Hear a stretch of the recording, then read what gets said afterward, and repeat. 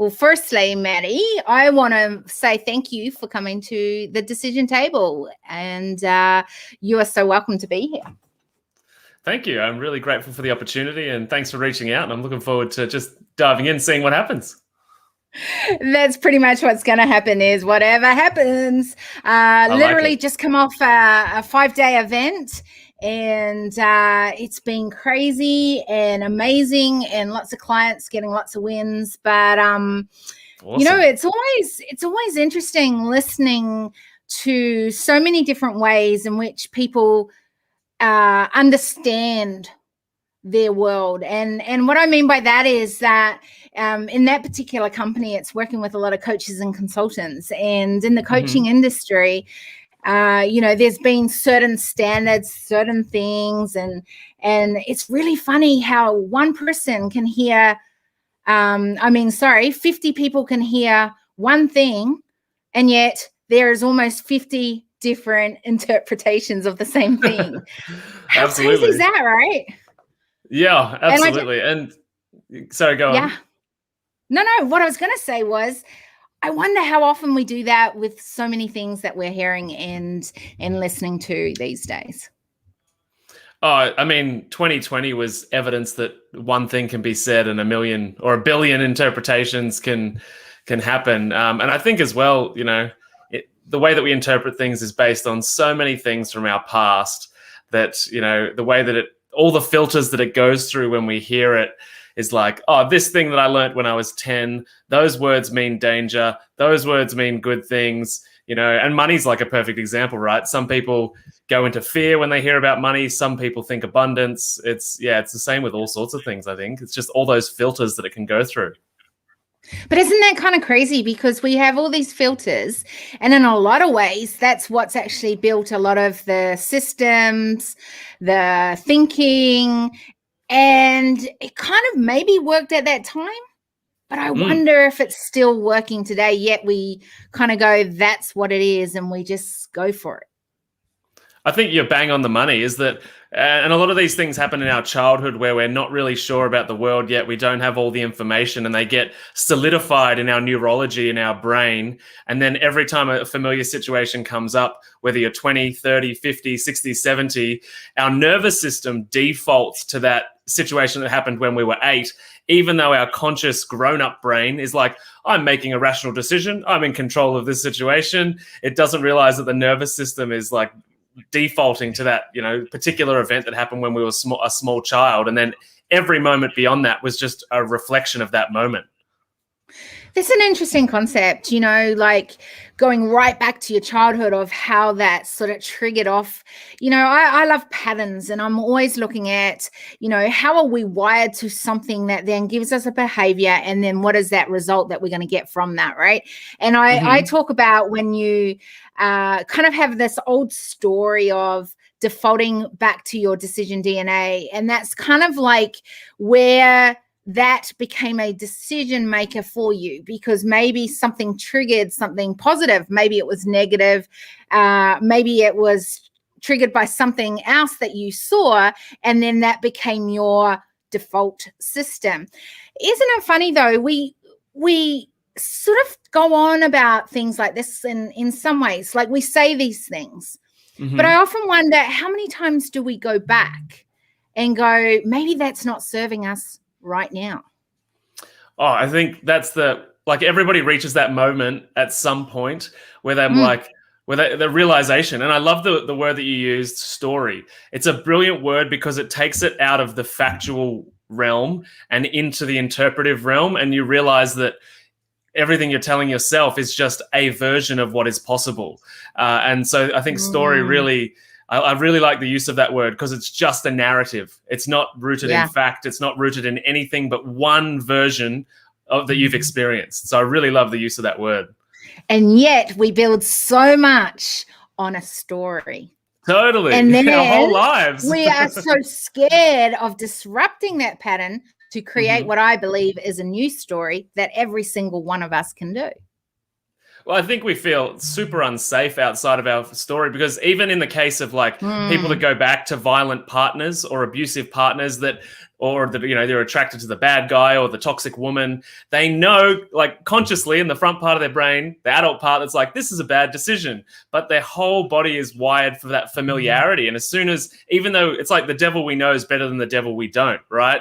Is because our body is trained and familiar with this environment. Although it's not ideal, the risk of trying a different story that we don't know the outcome, we don't know the experience, we're not familiar, that's too great of a risk for us to take. So we'll stay with what's familiar, even though it's not serving us.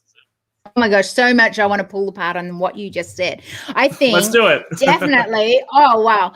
No, but like, here's the thing. I always say we don't know what we don't know, but there's a responsibility when we do. Okay, so if that's the truth and we go back into our old story, why do we not face some of that old story to disrupt that? What would you say that is? Oh, I think there's more than one answer because we're such multifaceted human beings.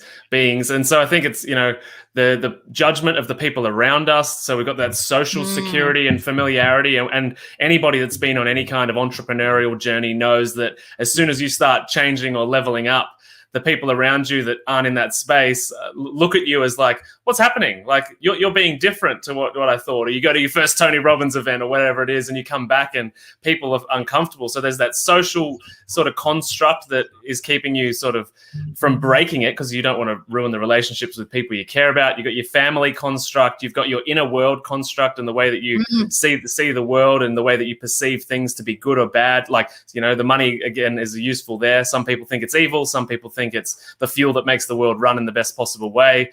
And so there's these layers of construct that exist only between our ears. Like, it's only between our ears. It's not what's actually happening. It's the significance that we give to events. It's the impact that we think things should have, or the words in a certain order should have on a particular situation.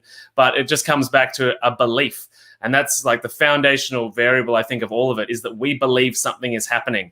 And we can change that belief, but people are too scared to go back and virtually uproot the factors that sort of the foundations of their reality that they perceive to be real.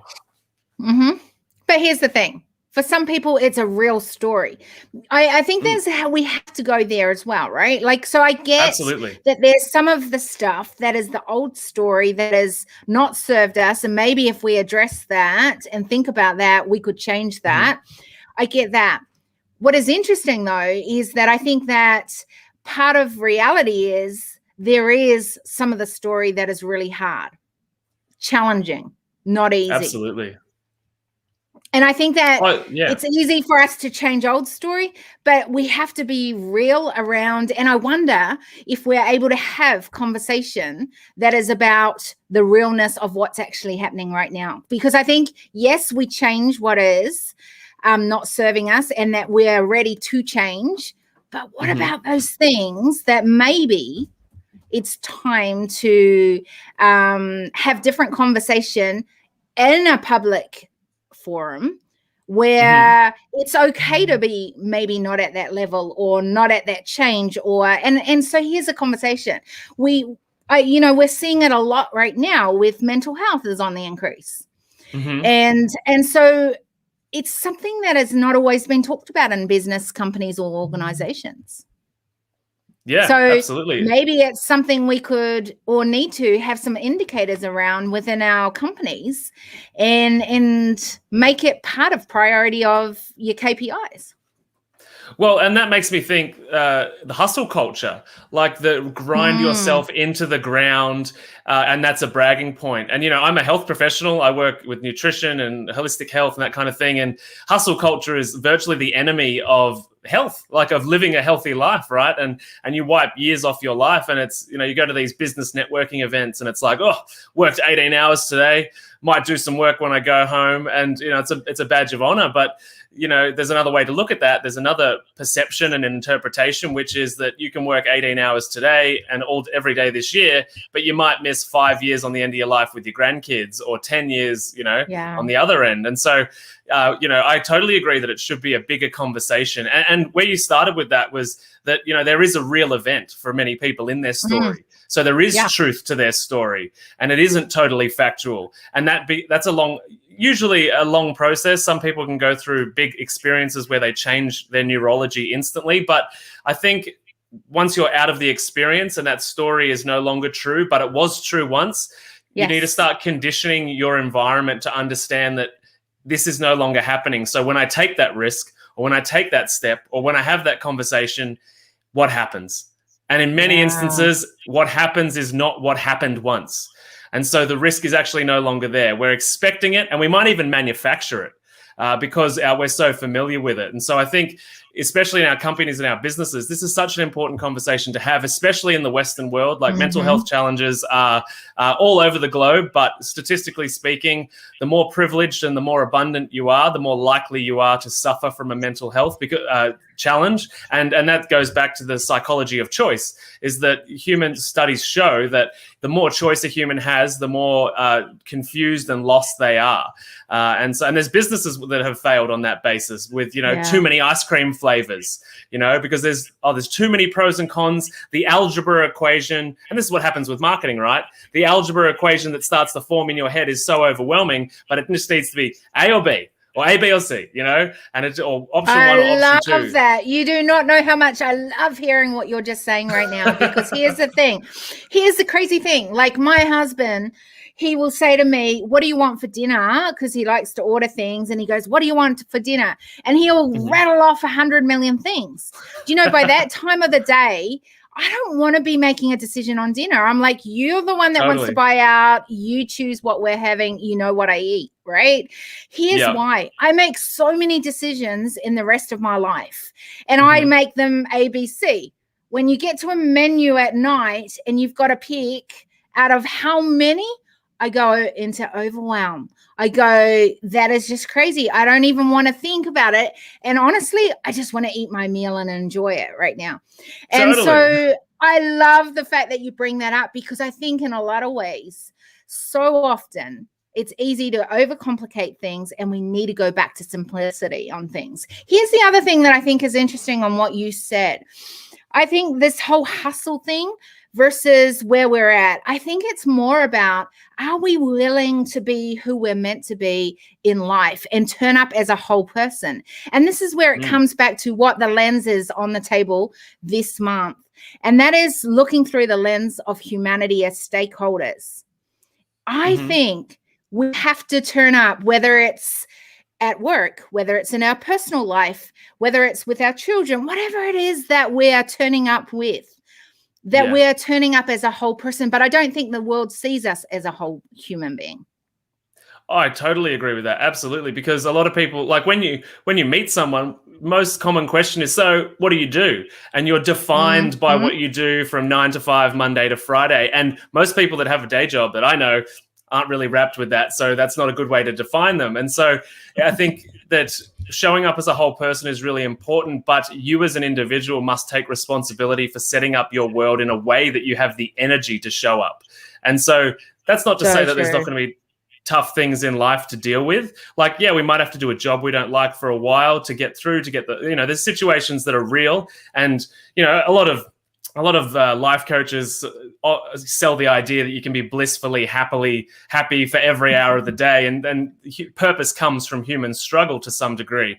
And so there has to be some kind of push and pull, right? There has to be the good times to give reference to the bad times, and vice versa. So I think that, setting up your life in a way that it's like, each with my family, with my job, with my hobbies, I can show up fully and be seen and be heard and be available for others as well. But if I try and jam all of the things into this same, 10, 12, 16, 24 hours every single day, I'm going to wear out really, really quickly. And then I'm going to prioritize based on my survival, what's the most important. And that, as a man, that might be, in my mind personally, that might be the priority is to be at work 18 hours a day, because the core survival requirement is to collect resources and bring them home to the people that I love. And therefore, the people I love get sacrificed, and the things that make me happy and fill my cup, so to speak, get sacrificed. And then we're 35 years down the line and at retirement and miserable and depressed, and mental health's down the drain. So I think, it takes a conscious choice to set up a framework, and that doesn't happen overnight. You've got to build it. I so agree with everything you're saying there. And how do we narrow that gap from what we know is ideal to where the world and society is really happening right now? That's an interesting question because it's going to be different for everyone, right? Everyone narrowing that gap is going to be different. They're going to have different numbers of things in their day. They're going to give different weight and importance to different variables.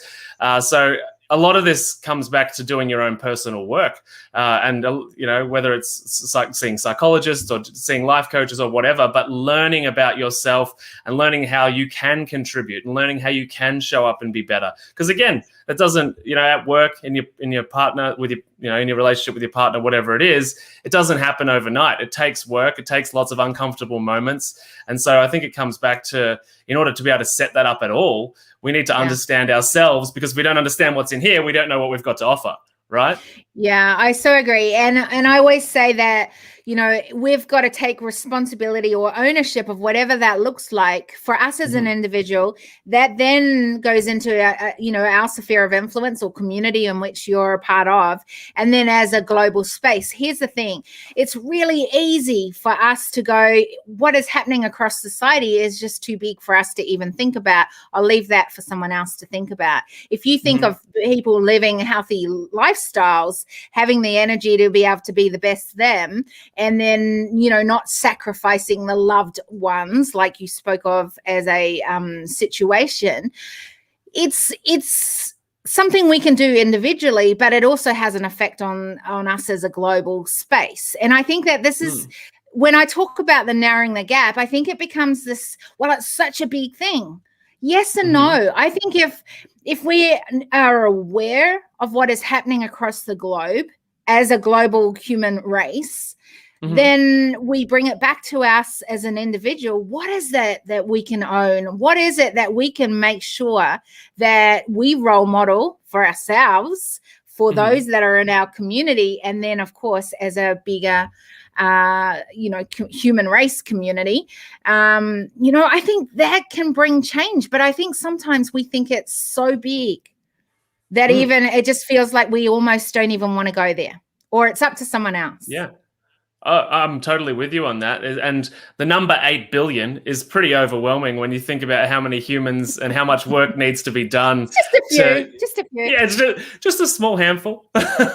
So I think people get easily overwhelmed with the idea of changing the world. And Jordan Peterson, who's a famous psychologist, often talks about the fact that if you can't make your bed, you have no right to criticize the world. And I think that is really apt, because it says that that the whole picture is made better by each individual looking after themselves and keeping themselves accountable. So the second you start worrying about the world, if you haven't got your life perfect, then you've got some work to do. Because if everyone focused on themselves and their own life and doing the right thing by the people around them, collectively that adds up to an entire species living its purpose, doing the right thing, and being, moral and holding themselves to an ethical and moral code that serves the growth of humanity. However, when we start thinking to judge others, to try and fix problems that we haven't solved ourselves, then we start forgetting that the pile of rubbish we're hiding is just growing behind us and we're ignoring it, right? So I really like the idea of work on your own stuff in a non-selfish way, in a way that serves everybody around you. And collectively, that 1% from 8 billion that's 8 billion%, right?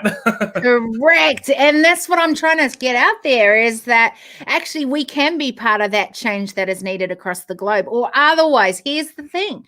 Otherwise, we're leaving footprints left behind for the next generation and the generations to come that is not healthy. And I want them to be able to springboard off, not have to try and pick up from where we've left a yucky mess for them. Oh, absolutely. It's interesting that you say about the next generation. So I work with a lot of parents that are trying to prioritize their health. And it's this moral conundrum where a lot of parents, particularly mothers, put everybody in their house first.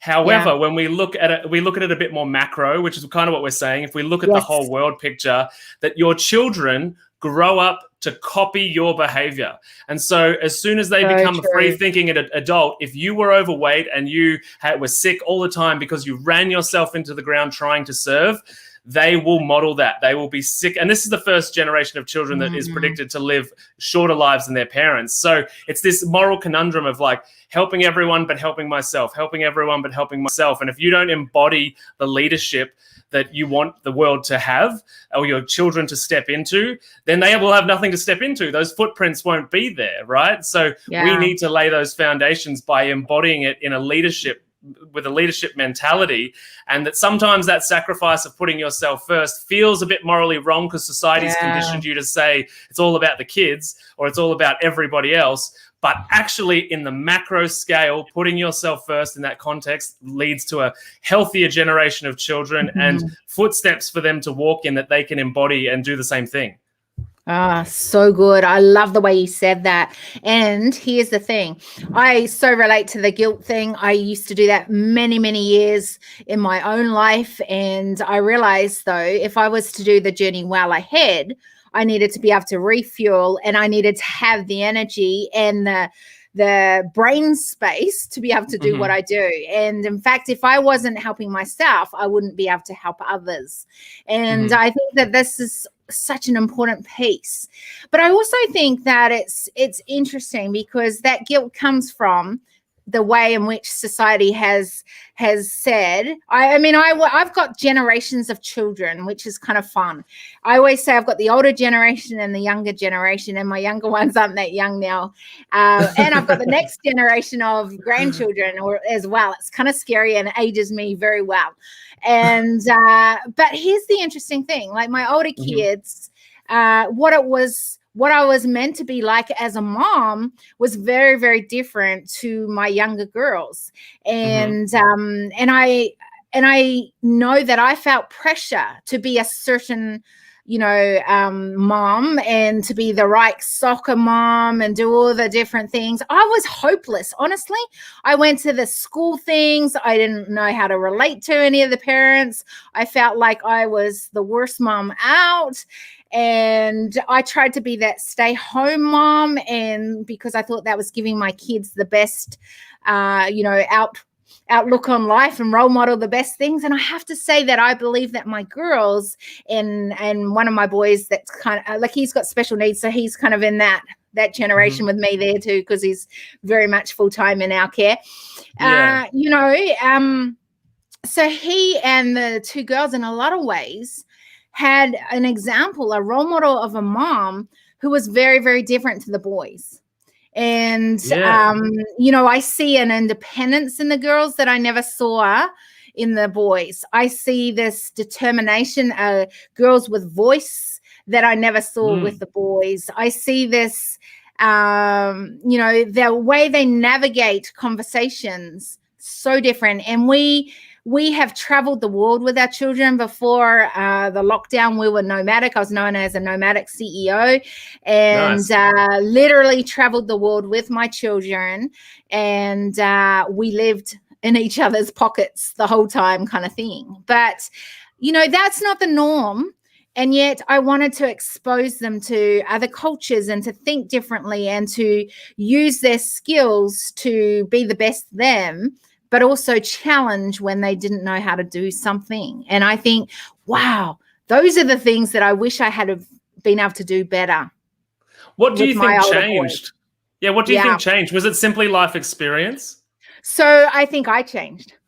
I think this is extremely important, where I think with the individual we go back to, you can only give out of and teach from and train from what you know and where you've been and who you are. If you want to be aligned with trust and integrity and ethical in what you teach and do.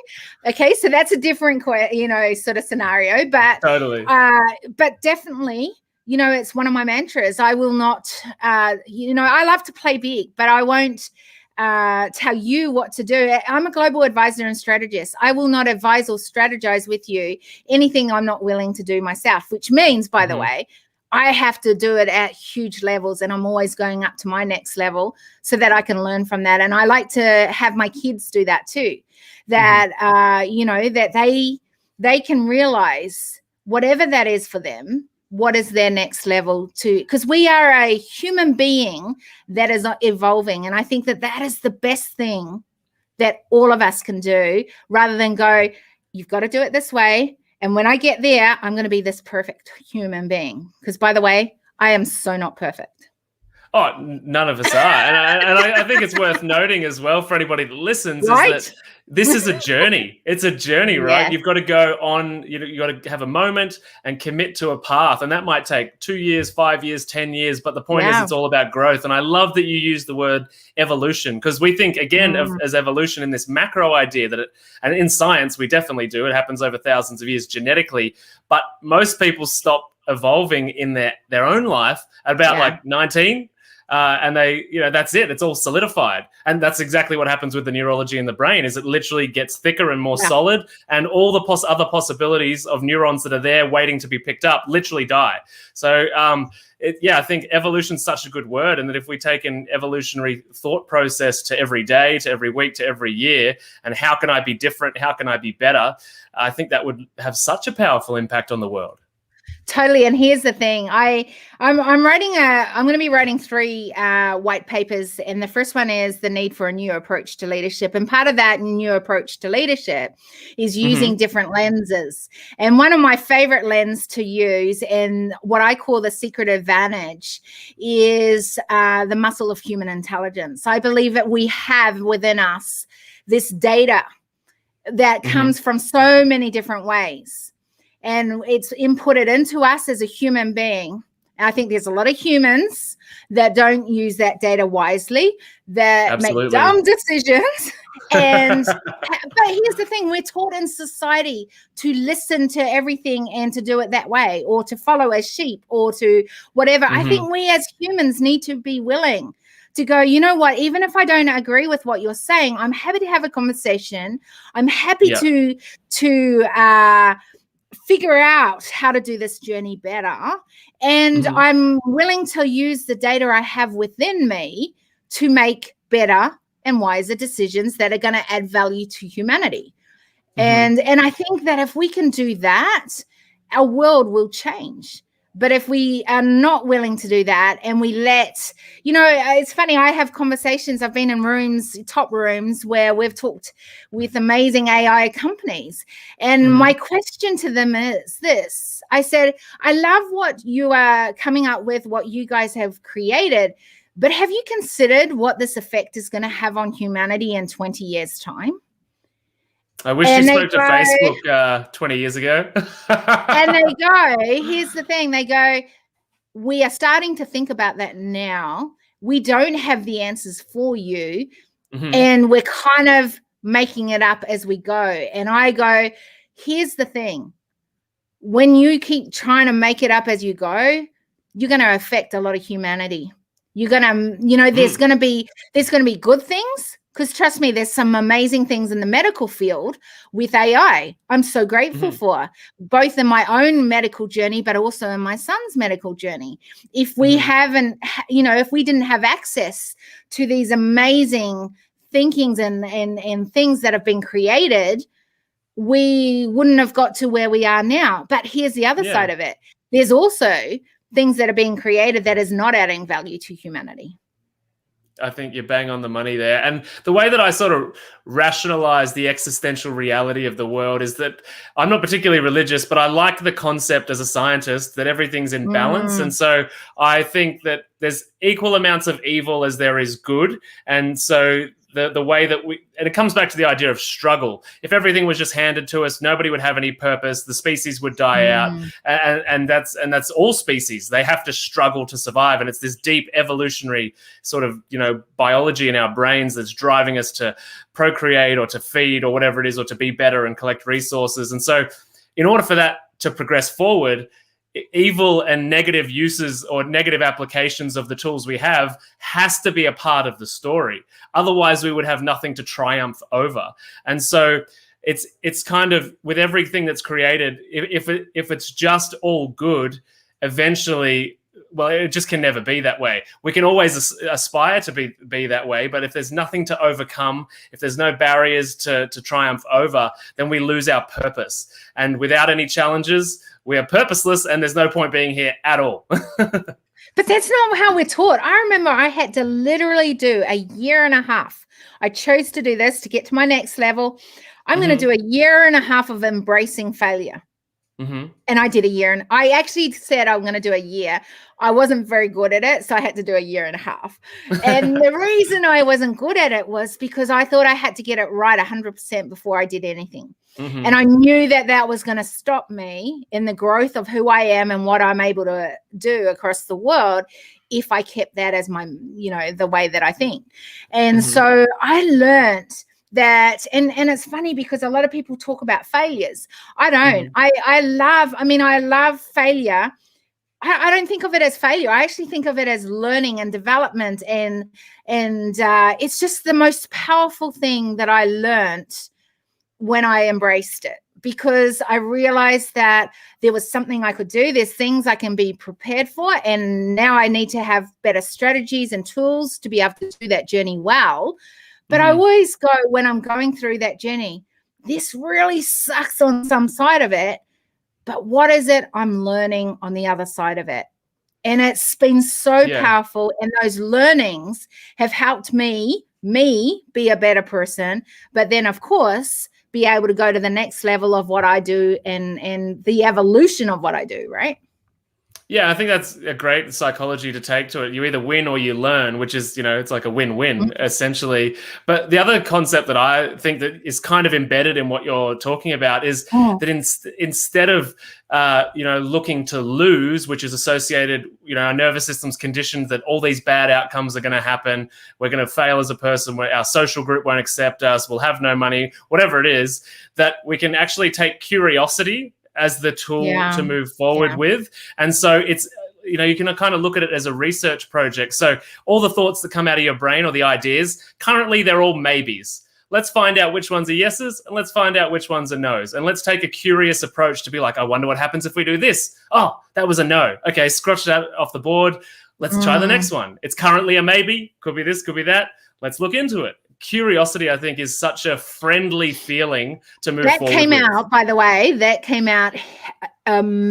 so many times when I used the lens of the need for a new approach to leadership was curiosity. And this is a great segue into a question I want to ask you, and that's this.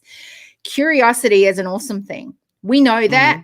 We really, truly do. We know that it will add so much benefit to the health of where we're going and what we're doing. But the problem is this, that the world hasn't got indicators. And come on, this is that scientific side of you as well, right? We want the data. We want to back it up. We want to make sure that, yet curiosity, and yet mindfulness, and yet any of those things that, the other thing is, if we turn up as a whole, as a human being, like our mental health, what are our indicators that we're using as key performing, indicators in what we're doing? And how do we do that without spending years and years and years backing it up scientifically and getting that data? By that time, I don't even know if the world will still exist. Just kidding, but you know what I mean. Yeah, totally. And I love, there's a saying. So I worked, in a cancer research hospital for 7 years, and no longer do that because of, in many ways, what you're implying is that we've got to remember it's a big business, and the money that goes into the science research is to support a narrative that supports an economic outcome. And in many instances, that is useful. In what I believe to be a lot more, it's not useful, right? So when we use the word science, there's two words to use. There's either the laws of nature, which are fundamentally true and always will be, and then there's the application of the laws of nature in an economic setting. They're two very different things. I like those. They're two very different things. And so I left the economic setting because I believed there was more power, and I truly believe there's more power in the laws of nature and not messing with them, not trying to replicate them, but harnessing them more effectively. And so hence now I'm now a nutritionist, right? So what you're saying is that modern science is now, it's just proving old wives' tales, because we've known through the use of the laws of nature and I've studied Ayurveda, I've studied Chinese medicine, 10,000 years old, Ayurveda is 6,500 years old, Australian Aboriginal medicine, 20,000 years old, and the point is that they knew these with these things were true, but they used a different system to collect their evidence. They didn't use microscopes and collect data. They used anecdotal evidence and real human experience and transformation in front of their eyes, repeated thousands and thousands of times over the course of thousands of years. And so it's just a different form of data collection and looking at different indicators. We now do it in science, or what I call scientism, the economic religion of scientism. And so yeah, I think the laws of nature have always been there, and mindfulness and all of those things, we are able to measure them in conventional science, but they exist anyway. Here's the thing. I get that we know how to measure them within our own little communities, but as a wider society, we're not putting those into priority. We talked about the health of balance, right? Well, part of being healthy and our balance is not that we're, and I don't, by the way, I don't think it should be one or the other, professional, personal. I think that that's where we come as a humanity, as stakeholders. We're going, hey, maybe today when I turn up at that boardroom table, I'm not feeling it so strongly because I've got this major personal thing going on. How do I deal with that? What does that need to look like for me to be feeling safe today to be able to bring my best to the table? And I think it's that tricky piece between, I get that we've got some research. I get that, and particularly within those communities, it's strong within that community. What the problem is, we are not communicating that to a society that it could be really beneficial for, because maybe we don't have the language for us to know or to put that as priority, or to see that this is absolutely a non-negotiable to put in our organizations. Absolutely. And there's another problem with the way that scientism has infiltrated the world. And that is that if you don't start a sentence with, in XYZ study, then it can't be real. It can't be true. If science, like I've worked with scientists who, if it's not studied, it's not true. And that is scientists are bred to think that way, when the truth, a scientist should truly be about curiosity and possibility, right? And the reality is that people will literally screw their nose up to something and be like, nah, it sounds ridiculous, until it appears in a journal that they like. And they'll be like, can you believe this? And it's like, Auntie. It's the truth now.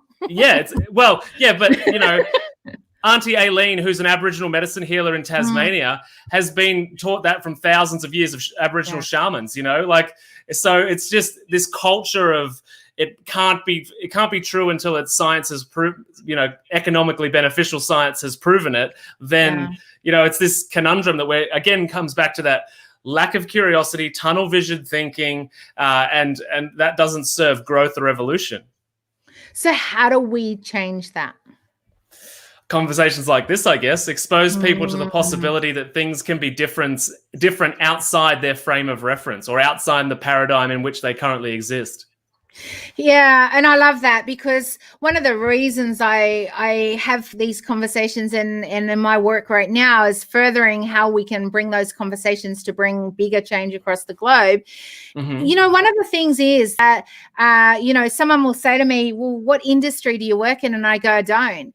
I'm across industries, because I think that we have so much to learn from humanity. And that means across many different industries, and that we have forgotten how to have conversations outside of our own little world, whether it's in industries, whether it's in tribes, whether it's, the division within tribes of whatever those are is crazy right now. And if we can't even agree within our tribe, whether it's scientists, whether it's whatever culture that is, right? How do we do that as a bigger culture? I think and this is funny because I made the Facebook comment before about you talking to Facebook 20 years ago, but I think one of the problems that social media has presented to us with the AI and the algorithms is that in the beginning, it brought everyone together, and then the algorithms got smart enough that it has actually put everybody into silos. So you only see the thoughts and beliefs of your community, and it gets deeper and deeper, and you get further and further away from different things unless you actually physically type them in. But with the amount of surveillance marketing going on in your pocket, in your phone, on your computers, on everything, that it's super challenging. Because what do we do when we want to learn something? The tool that we have today is the internet. We go there, and it's the most biased, corporate marketing system that we can actually access to think differently. So I would actually suggest, and this is just kind of coming to me now, is that the best way to have these conversations is have a human interaction, because the only way you and I can challenge one another outside of a biased environment is for two strangers to go into a room and have a conversation and let each other know that it's going to be safe if we disagree. I'm not going to punch you. We're just going to have a chat. So it's a challenging environment, because I think everyone's been siloed or funneled into these unique groups that have XYZ interest, and it's really difficult to get outside that with the algorithms. It is very difficult, but then here's the thing. I think people have to be willing to go outside of it and willing to lose. And the other thing is to have these conversations and be uncomfortable, because it's not always comfortable. Oh, you can't be comfortable to get growth. But that's what we look for as human race. We want the comfort. We want the thing that sounds good, looks good, makes us look good, right? But I think we have to get uncomfortable, and we have to have these uncomfortable conversations that, by the way, in many of the conversations, you may disagree with 95% of it. Oh, I totally agree. And I think for me personally, my experience has been, and working with clients, is that curiosity piece. So for me as a young, I grew up in the country in a very typical Aussie family. And as I sort of grew into an adult, I realized that I was really terrible, with arguing with my partner or saying that I was wrong. And it got to the point where I'd done enough work that just before I was like, all right, I know the right thing to do. I'm going to hate it. My ego is going to hate it. But who can I be on the other side of this? If I nail this, I'm a better person. And my ego was more interested, suddenly became more interested in like, oh, we could grow into someone and be better.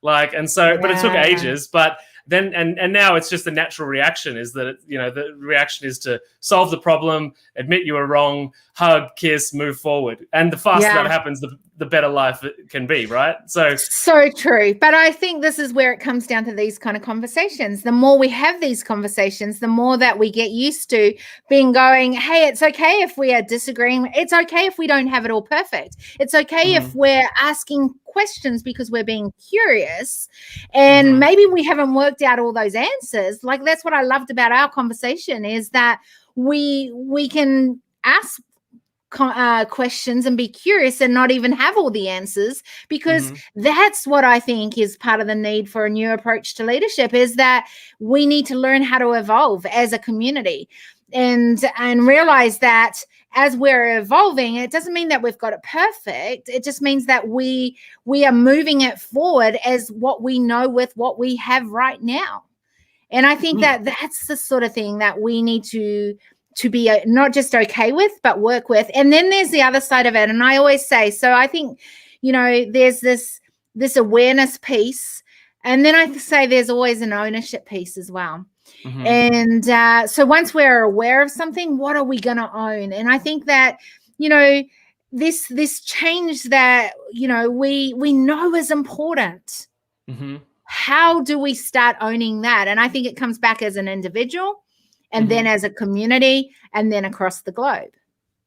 Yeah, I totally agree. And on the flip side, this is one good thing about social media. So as you know about marketing, like a lot of that, the really, really good marketing speaks to a core human need, right? And so one of the good things about YouTube is that you can find amazing people that started as nobody and became somebody, and it's not about fame, but you saw someone that you look up to go on a journey, and then maybe they've got 10,000 views and then 1 million views, and it's like, oh, this must work, and so obviously people in power can also lead you astray, and we've all been there as well. But the idea that, you do have access to the algorithm that can provide you with, this guy suggests this, and you can get all the different points of view and figure out how it, fits into the puzzle that is your life. And I think as well, accepting that that balance, it's very rare that you stand in the middle of the seesaw for very long, right? You're always like chasing the good thing, and then like, there's a problem, go to solve the problem, and that's kind of the ebb and flow of life, is that and as we get older, this seesaw gets less and less, because we ideally have figured it out mostly, but anything can happen. The older you get, your loved one might die, right? So I'd like to think I've figured it out more than I had yesterday, but who knows? Me too. That sounds good in theory, though. In theory, good. Right? Well, but we apply the theory and hope that it looks like that. It never does. but if we can get it to look somewhat like that, we're probably heading in the right direction.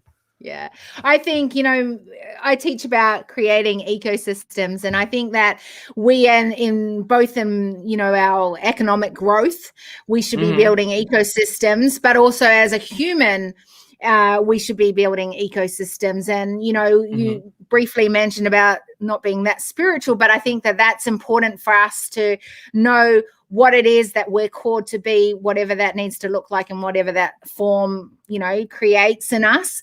But then I think physically, emotionally, and then personally and professionally, like, it's part of an ecosystem. And what we need to figure out for that balance to be real in our world is how do I get effortless flow throughout all of those things to be able to move in a forward movement. And I think that that's what's important. And I think that the interesting thing is we often separate it. And when we don't look at humanity as stakeholders, we are bringing separate pieces to it. And that's, as a strategist, that is never, ever going to function well if it's part of the bigger puzzle. It's only going to fit in that area over there, and you're going to wonder why there's tension here and friction here and things not jamming in there, or it's going too fast for this. And I think that that's where it comes back to balance.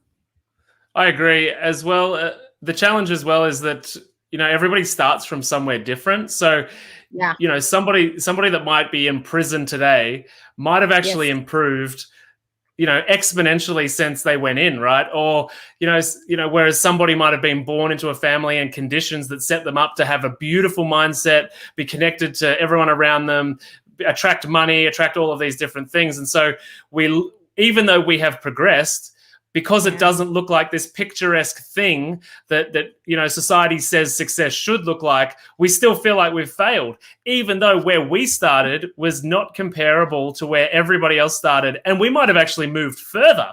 We just don't have the same materialistic conditions at that particular time. But I think that it's a great idea for us to all think on this humanitarian level.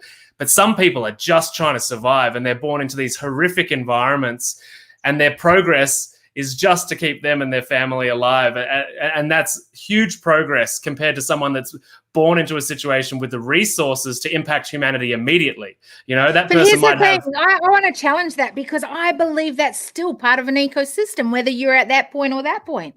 The only difference is the capacity and the speed and what that needs to look like is going to be really different at those different extremes. And I think that this is where it's not one or the other, or it's not when I get to that point, because I think that this is actually bringing some division across the world right now, is that we keep saying, boy, do I hear it a lot. Hey, Kira Marie, I just want to grow our organization, and then I'll get to the impact thing. And I go, no. Every time you make a decision, by the way, you're making an impact. Do you want it adding value or taking away from humanity? That's as big as it needs to be. So I get people have a story. I get that maybe our starting point is here. That just means that we've got to make different steps to get along that journey. Where I am today is not the chick that I was many years ago. And it seriously wasn't. I've talked about it many times on different shows. There'll be a different piece that'll come up, and I go, well, if everyone put all that together, you get a pretty scary story. But that's the reality. I know it's a journey, but I also know that just because you're at this starting point, and maybe your needs are really high right now, you can always give out of something within what is in your hand. And it might be just saying something to someone, it might be sending a message, it might be.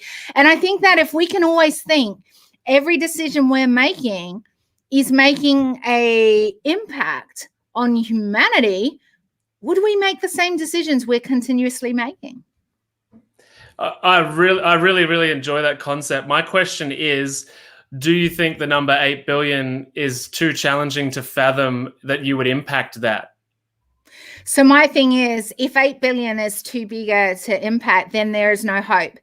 And so my answer to that is absolutely. I believe there is hope that we can reach 8 billion. And it starts by us being our 1% and shifting that dial forward. Yeah, I like that. I personally think that if those people who can't fathom that number think like, back to the Jordan Peterson quote, that if I Mm, impact my own home and my own environment, yeah. that's or impact the things I do have control of, which isn't many chess pieces right now, then that starts the snowball rolling, right? Yeah. And what is interesting coming out of this conversation is this, and it just keeps coming up with using the lens of humanity as stakeholders. What I Mm-hmm. realized is, and I continue to realize with the work that I'm doing, is that I may be working at this level where I'm talking about humanity massively across the globe, from top decision tables to the front line of humanity, going, how can we Mm-hmm. narrow the gap that what's created at the top is actually what humanity is needed? That's a huge spectrum. Yeah. And right. And what I realized is I can skip in and out of all of that. It sends my team crazy, but I can. And I don't expect that of other people. But what I Mm-hmm. expect is, where is your starting point along that journey of being able to narrow that gap for in there somewhere? And Mm-hmm. maybe you're right on the front line of humanity, and yours is that we just want to get to having our needs met.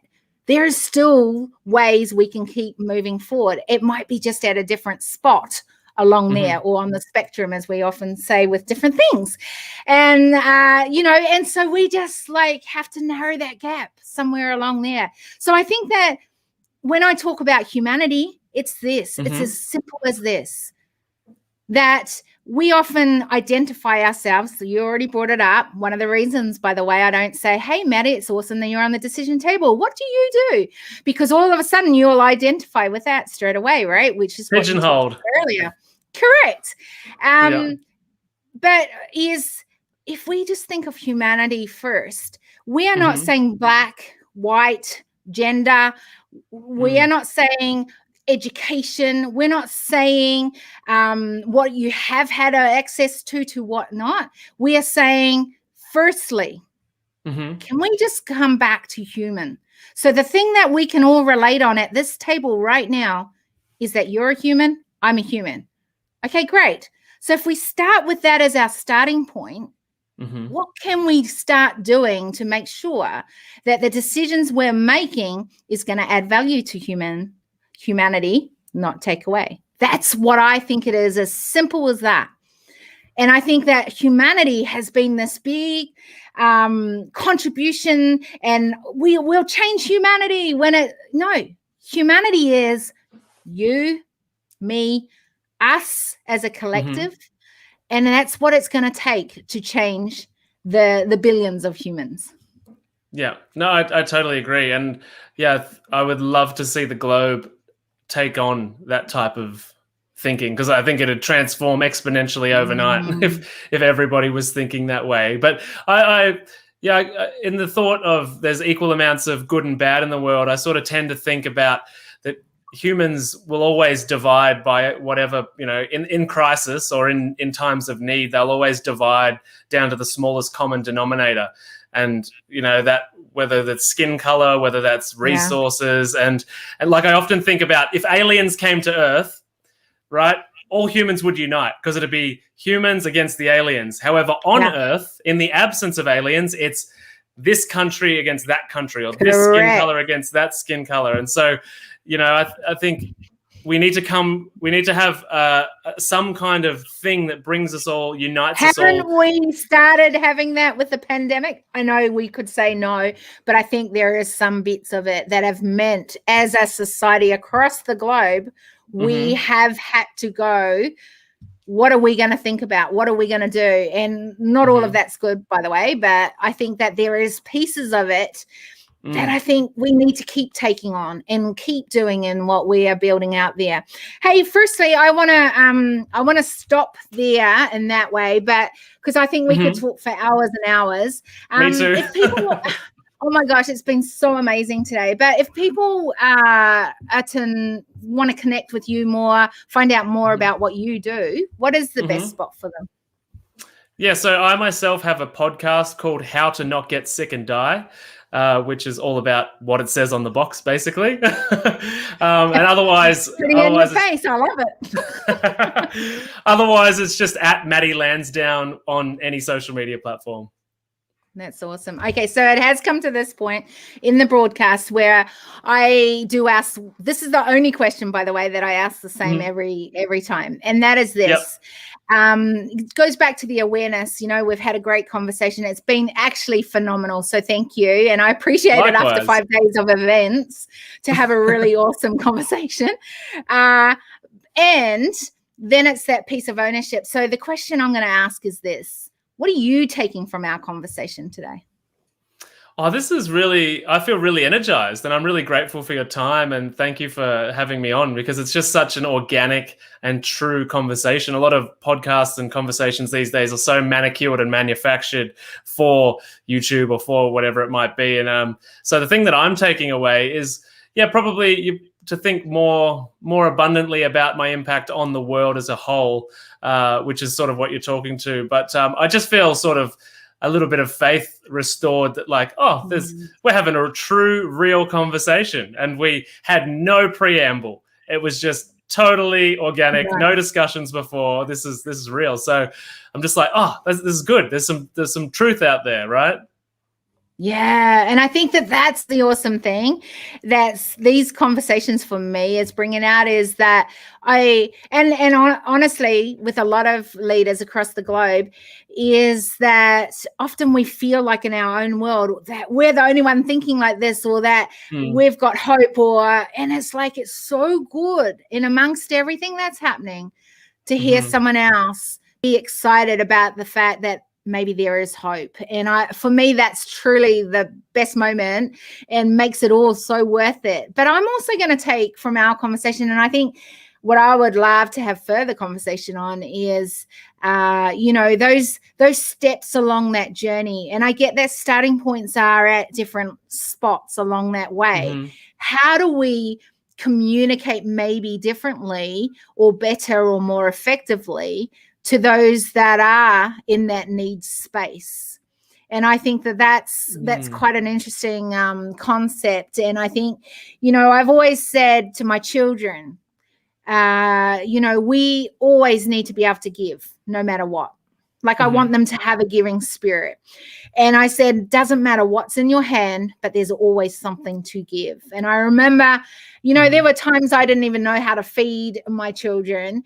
And I would always say there's always something to give. And it might be a word of encouragement. It might be some time just sewing in and helping someone. It may be reaching out to a friend and just saying, hey, how are you today, Maddie?